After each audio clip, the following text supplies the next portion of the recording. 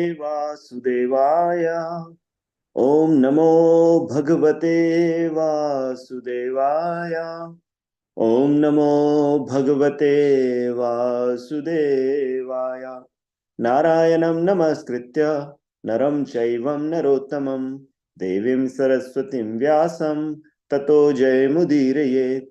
शृण्वतां स्वकथा कृष्ण पुण्यश्रवण कीर्तन हृद्यन्थस्थो ह्यभद्राणि विधोनति सुहृत्सताम्। नष्टप्रायेषु अभद्रेषु नित्यं भागवत सेवया भागवत्ये उत्तमा श्लोके भक्तिर्भवति नैष्ठिकी। Reading from Srimad Bhagavatam, Canto 3, Chapter 30, Text 26. Jivatas Chandrabhya Yuddharaha Swagradhaher Yamasadane Sarpa Varshika Damash Shadyer Dashabhish Chatma Vaishasam. Translation and purport by His Divine Grace A.C. Bhaktivedanta Swami Srila Prabhupada ki jai. His entrails are pulled out by the hounds and vultures of hell, even though he is still alive to see it, and he is subjected to torments by serpents, scorpions, gnats, and other creatures that bite him. Text 27. Krantanam चाव्यावसो गजादिभ्याव भिदापनाम पातनाम Giri श्रृंगेभ्यो रोधनाम चांभु गर्तयो. Translation. Next, his limbs are lopped off and torn asunder by elephants. He is hurled down from hilltops, and he is also held captive either in water or in a cave. Text 28. Yasta Mistran Datta Misra Raurava Dhyascha Yatanaha Bhunkte Narova Nariva Mitaha Sangena Nirmitaha. Translation. Men and women whose lives are built upon indulgence in illicit sex life are put into many kind of miserable conditions in the hells known as Tamishra, Andh-Tamishra, and Raurava. Purport. Materialistic life is based on sex life. The existence of all the materialistic people who are undergoing severe tribulation in the struggle for existence is based on sex. Therefore, in the Vedic civilization, sex life is allowed only in a restricted way. It is for the married couple and only for begetting children. But when sex life is indulged in for sense gratification illegally and illicitly, both the men and women await severe punishment in the world or after death. In this world, also they are punished by virulent diseases like syphilis and gonorrhea. And in the next life, as we see in the passage of Srimad Bhagavatam, they are put into different kinds of hellish conditions to suffer.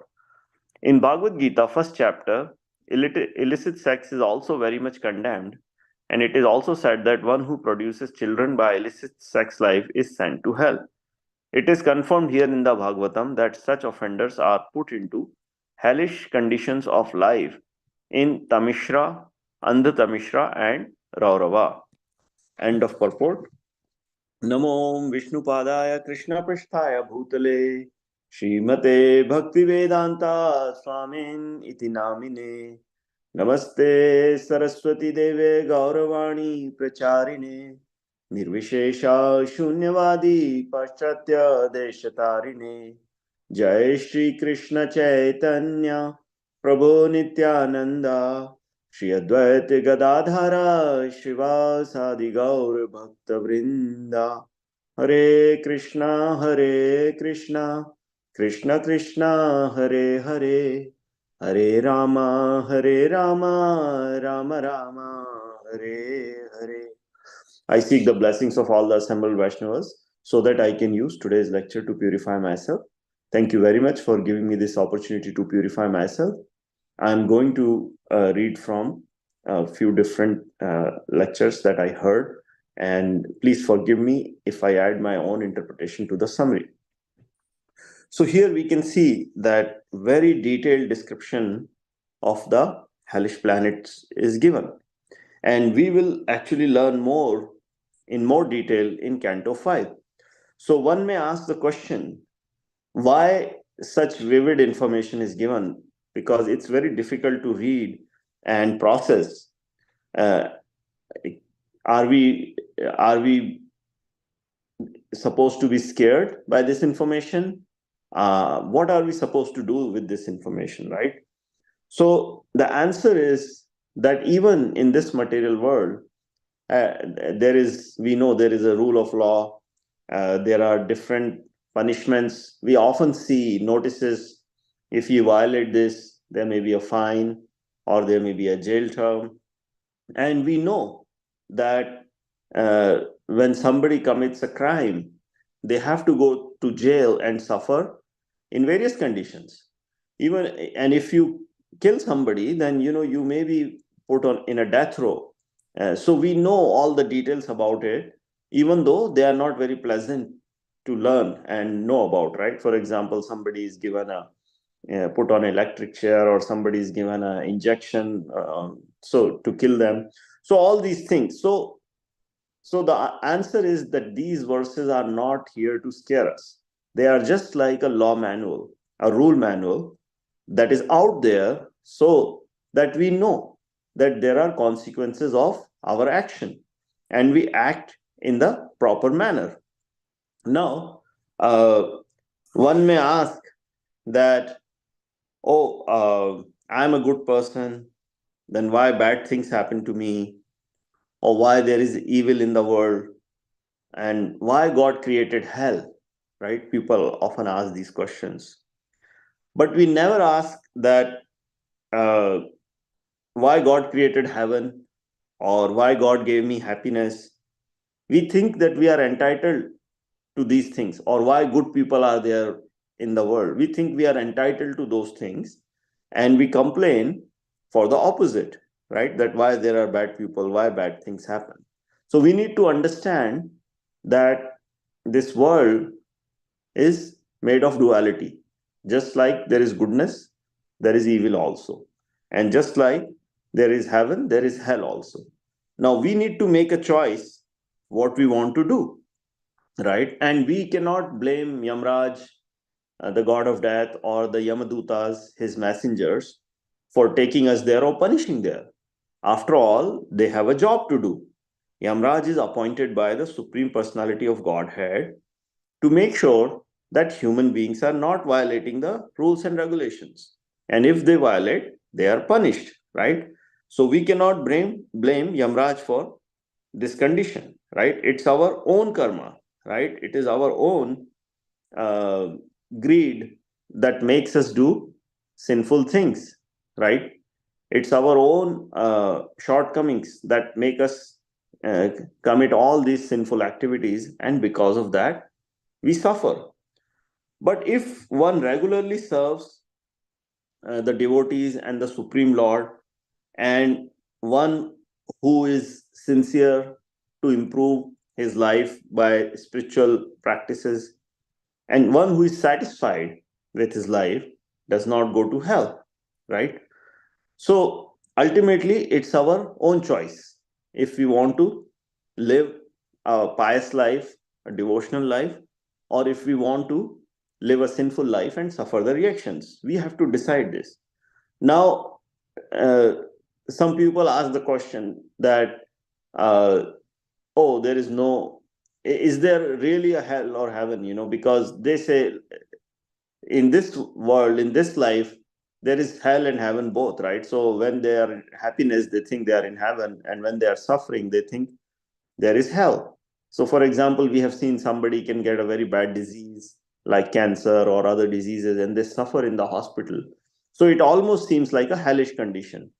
So to answer this, I heard a very good lecture by a devotee. He said that just like when you commit a crime, right, and you are arrested by cops, So even though your trial has not started, you are not given a sentence by the court, but you still suffer. For example, the cops may take you to jail, or you have to fight the court case. So it's mental agony, right? Even before the final punishment is given. So similarly, the sufferings that we face in this world are like pre-trial, right? Our trial has not been happened. Our final trial will happen in front of Yamraj, but all the pre-trial sufferings that one goes through, we go in this world. And by the way, we can fool people in this world, we can influence people, or we can bribe our way out of a punishment. But we need to remember that in the court of Yamraj, there is no getting away, there is no influencing, and there is no lying, because he knows everything, right? So we need to understand that even if we can escape the rules and laws of this world, that will not happen when we ultimately face Yamraj. So in our heart, we should make a resolution that, I will not commit sinful activities. I will be truthful. I'll be honest, and I will serve the devotees. I'll live a spiritual life. Not because we want to avoid simply because we want to avoid the punishment of the hellish life, because we love God, right? We don't do these things so we earn more merit or punyas and then live a good life. We do the spiritual activities because we love God, and we know that once we get the love of God, then we do not need anything in this world, right? All the things that people are aspiring for, and all the things that are making them commit these sinful activities, are not needed once somebody gets the love of God, right? When Sudama was uh, given the palace by Krishna, even though he did not ask for it, but Krishna could read his mind, why he came to him.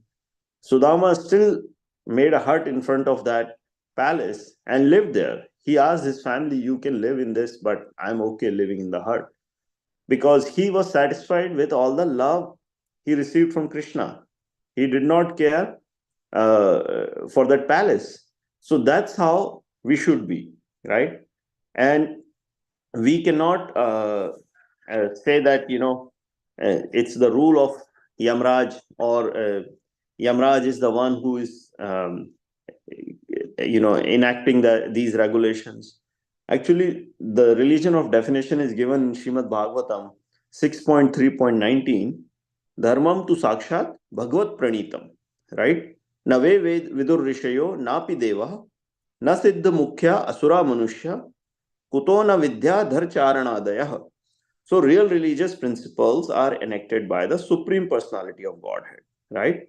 And nobody, even a rishi or anybody, topmost person in this planet, demigods or leaders of Siddha Lokha, asuras, human beings, nobody can fully understand them, right? So all we need to do is follow our dharma, right? Which is enacted by the Supreme Personality of Godhead, right? So Yamraj is not speculating on what is dharma and what is not dharma. He is just sincerely and meticulously following Lord Krishna's rules. So the whole incident of Ajamil, we will get to read that story in later in the Srimad Bhagavatam, tells us that how holy name saved him, even though he did not chant by remembering God. He chanted calling his son, but holy name saved him. And there are so many examples that of people who were saved by holy name. So we all will be tested one day, and we hope to be saved by holy name. So to develop the taste, we should serve the devotees of the Lord. This service leads to the taste of holy name. So Yamraj warned his Yamadutas to never go near devotees, because Yamraj is also a devotee. So it's like a Vaishnava, how a Vaishnava treats other Vaishnava, how a Vaishnava greets other Vaishnava.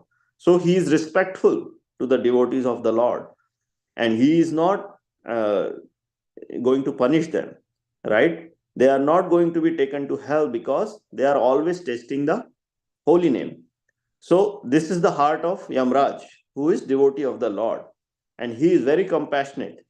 So again, to summarize, these description of this hellish planet is not given to scare us, but to warn us that there are consequences of our action, and these are like laws that we see in this material world, and if we violate laws, we'll be punished.